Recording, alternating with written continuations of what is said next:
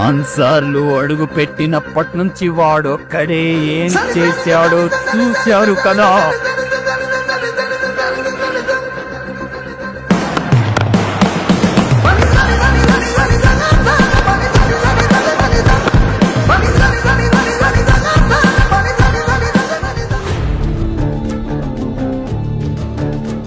Ladies and gentlemen, please put your hands together to welcome on stage Namma RCB Hosa Nayaka. He's the guy who's going to lead you for a long time. Namaskara, Bengaluru.